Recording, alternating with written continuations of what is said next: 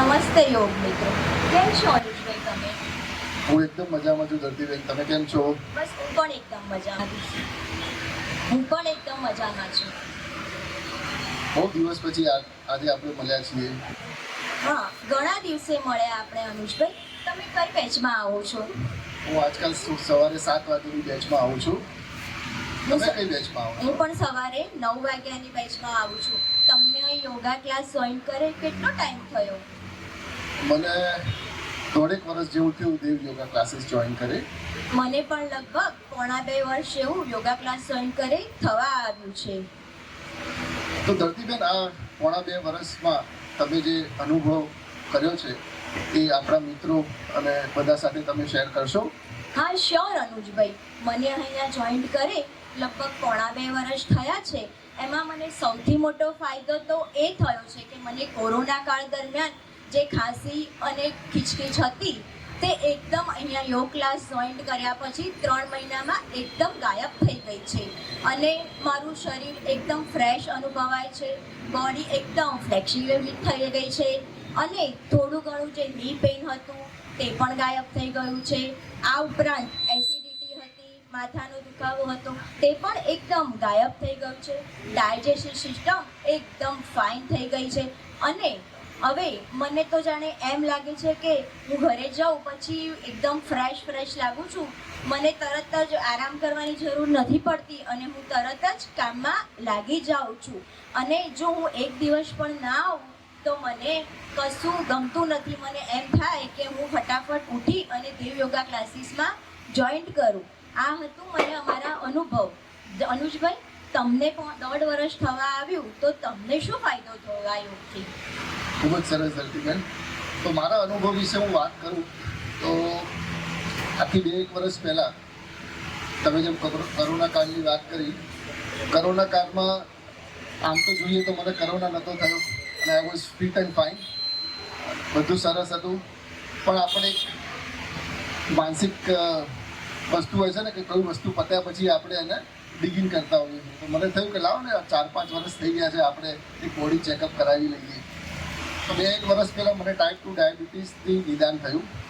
તો એ વસ્તુ મગજમાં બહુ ઘર કરી ગઈ ને એના કારણે આપણને કારણ વગરનો સ્ટ્રેસ આવે અને વિચારો આવે. તો મારા એક કોમન ફ્રેન્ડ જે નીતુબેનના ત્યાં જલ્પાબેન પટેલ અહીંયા યોગા કરતા હતા, એમને મને સજેસ્ટ કર્યું કે તમે એકવાર અહીંયા આવો અને નીતુબેનને મળો.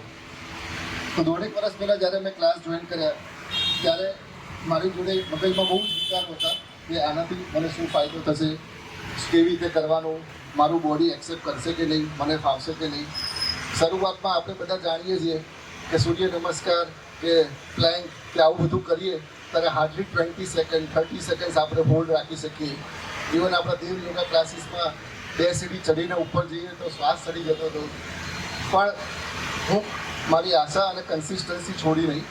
કન્ટિન્યુઅસ 1.5 વર્ષ આવવાથી મેં મારા બોડીમાં ટ્રાન્સફોર્મેશન ફીલ કર્યું. મારા બ્લડ શુગર લેવલ અત્યારે નોર્મલ છે અને સાથે સાથે તમે જેમ કીધું એમ સવારમાં 1 કલાક યોગા કરવાથી મારો આખો દિવસ બહુ જ ફ્રેશ રહે છે. તમે જેમ કીધું એ પ્રમાણે મારા જીવનનો અને આપણા દિવસનો આ 1 કલાક ખૂબ જ ઇમ્પોર્ટન્ટ હોય છે. So I have feel transformation in 1.5 year. This is my story. So ધરતીબેન, આપણે આપણા અનુભવ વિશે તો વાત કરી, પણ આપણે થોડું યોગા વિશે બી ચર્ચા કરીએ. તો આપ જરા યોગા વિશે આપણું નોલેજ શેર કરશો બધા જોડે?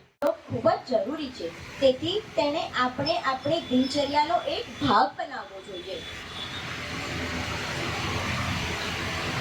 અનુજભાઈ, હવે તમે પણ યોગ વિશે કંઈક જણાવશો અમને? શ્યોર ધરતીબેન. આપણે સૌ જાણીએ છીએ કે યોગ એ માત્ર કસરત, શારીરિક કસરત નથી. આપણા ઋષિમુનિઓએ આપણને યોગ દ્વારા અહિંસા, આધ્યાત્મક, શારીરિક અને માનસિક સંતુલનનું એક અમૂલ્ય વરદાન યોગ દ્વારા આપણને આપ્યું છે, જે જીવનમાં શાંતિ, એકાગ્રતા લાવે છે. અને જો દિવસની શરૂઆત યોગથી કરવામાં આવે તો આપણો આખો દિવસ ઉર્જાવાન અને શાંતિ બની રહે છે. યોગ એ આપણા ભારતની પૌરાણિક ભેટ છે જે આજના આધુનિક યુગમાં પણ એનો સમાપ્ત નથી થઈ, અને હું તો એમ કહીશ કે એનાથી ઉલટું એ વધુ પ્રાસંગિક બની છે. તણાવભર્યા જીવનમાં યોગ એ શાંતિ અને તંદુરસ્તી તરફનો એક માર્ગ છે. આ દિવસની ઉજવણી આપણે યાદ કરાવે છે કે યોગ એ કોઈ ધર્મ, કોઈ દેશ માટે નથી, પણ એ આપણા આખા માનવજાત માટે છે, જે એન્ડ ઓફ ધ ડે માનસિક રીતે અને આપણનામાં આત્મવિશ્વાસનો પણ વધારો કરે છે. તો દત્તીબેન, આપણે યોગ વિશે તો ચર્ચા કરી, પણ સાથે સાથે જો આપણે દેવ યોગા ક્લાસીસ અને નીતુબેન વિશે ના બોલીએ તો એ યોગ્ય નહીં ગણાય. તો હું તમને આગ્રહ કરીશ કે થોડું તમે આપણા દેવ યોગા ક્લાસીસ અને નીતુબેન વિશે બે શબ્દ બોલો.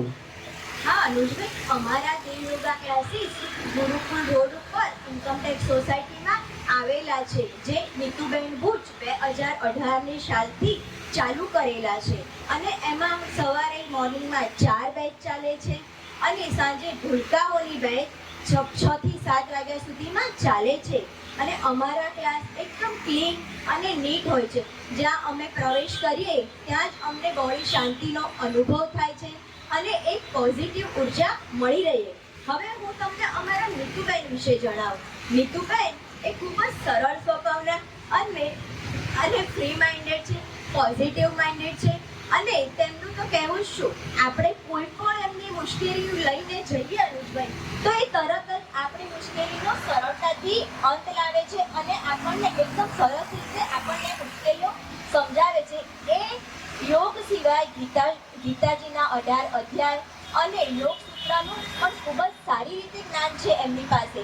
એમને અમને યોગ સૂત્ર પણ ખૂબ જ સારી રીતે સમજાવ્યા હતા અને હાલ તે ગીતાજીના અધ્યાય પણ શીખવી રહ્યા છે.